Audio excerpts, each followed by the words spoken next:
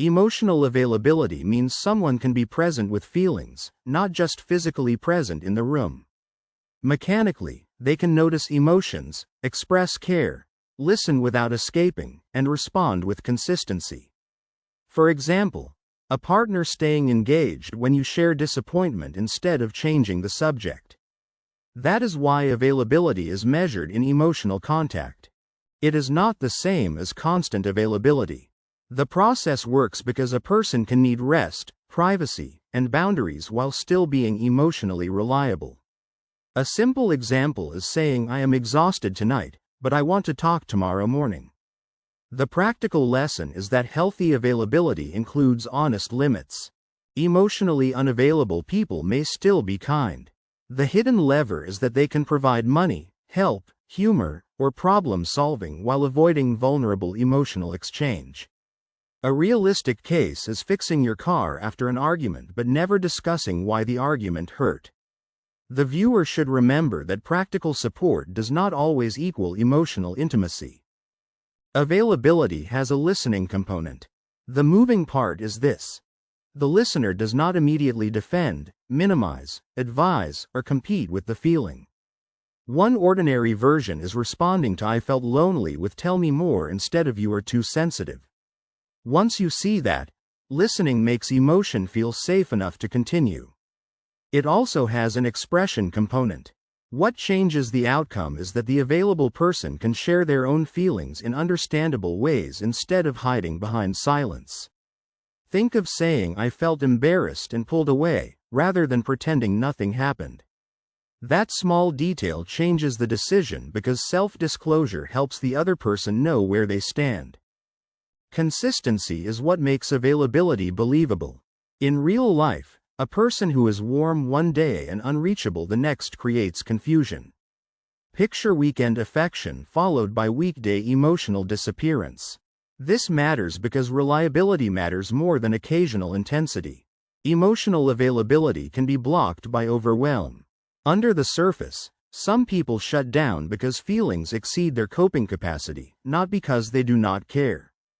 This shows up when a partner going numb during conflict after growing up in a home where emotions exploded. So the useful takeaway is that the cause may explain the behavior, but it does not remove the need for repair. Avoidance can look like independence. The practical engine is simple. Someone may say they do not need deep talks, but the real issue is discomfort with vulnerability. You can see it when joking whenever the relationship becomes serious.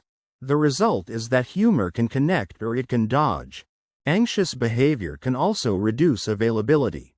Mechanically, when fear takes over, a person may be too panicked to truly hear the other side.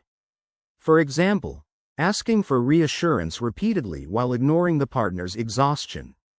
That is why availability requires regulating enough to listen. Emotional availability is tested during disappointment. The process works because easy closeness during fun moments does not prove much if the person disappears during hurt. A simple example is a partner being affectionate on dates but cold whenever accountability is needed. The practical lesson is that availability must include hard conversations. Repair is a strong sign of availability. The hidden lever is that available people can return after conflict, acknowledge impact, and try to understand. A realistic case is saying I see why my silence scared you, I should have told you I needed time. The viewer should remember that repair shows the relationship matters more than pride. Emotional availability grows through skills. The moving part is this. Naming feelings, tolerating discomfort, asking questions, and slowing reactions can be learned. One ordinary version is someone replacing I am fine with I am hurt and need a minute to explain. Once you see that, availability is not only personality, it is practice. Past relationships shape availability. What changes the outcome is that betrayal, neglect, criticism, or enmeshment can teach people that openness is unsafe. Think of someone hiding needs because earlier partners used needs against them. That small detail changes the decision because defenses may be old protections brought into new relationships. A relationship cannot thrive on potential alone. In real life, someone may be capable of depth someday but unavailable in the present. Picture waiting years for a partner who promises to open up but never changes behavior. This matters because current pattern matters more than imagined future. You can invite availability but not force it. Under the surface, clear requests, safe tone, and patience may help, but the other person must choose participation. This shows up when asking, "Can we talk about what happened last night?" without blame, and watching whether they engage. So the useful takeaway is that availability requires willingness from both sides. Signs of availability include curiosity, follow-up, accountability, and emotional memory. The practical engine is simple. The person remembers what matters to you and checks in after hard moments. You can see it when asking how your meeting went after knowing you were anxious about it. The result is that small follow-through makes care feel real. A practical test is how you feel after sharing. Mechanically, do you feel clearer, closer, and respected, or smaller, foolish, and alone? For example, telling someone about grief and leaving the conversation comforted rather than embarrassed. That is why your body often knows whether emotional contact happened. Emotional availability works through presence, honesty, consistency, and repair. The process works because it is not about perfect words or endless access. A simple example is a partner who cannot solve your pain but can sit with you and respond truthfully. The practical lesson is that the heart of availability is being reachable emotionally when it matters. Emotional availability means a person can notice emotions, express them honestly, and respond to another person's feelings without instantly escaping, attacking, or dismissing. It is not constant deep conversation. It is the ability to stay reachable when emotions matter. Someone can be loving in practical ways and still be emotionally unavailable during vulnerable moments. A common example is conflict. An emotionally available person may need a pause, but they can return and talk.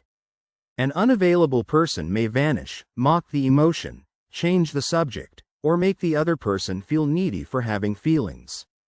The issue is not needing space. The issue is whether connection is repaired after space. Emotional availability also includes receiving good feelings. Some people can handle crisis but become uncomfortable with affection, gratitude, or closeness. They may joke, deflect, or minimize the moment.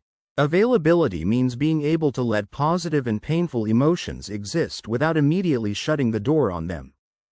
The practical test is consistency under emotion. Can this person talk after tension? Can they hear impact without collapsing into blame? Can they show care without making vulnerability feel embarrassing? Emotional availability is not a personality performance. It is a relationship capacity built through presence, honesty, repair, and respect for both people's nervous systems. You can also look for emotional availability in small moments. Does the person follow up after a hard talk? Can they apologize without turning it into a courtroom? Do they ask what you felt, not only what happened? These small signals matter because emotional safety is built in ordinary responses long before a major crisis tests the relationship.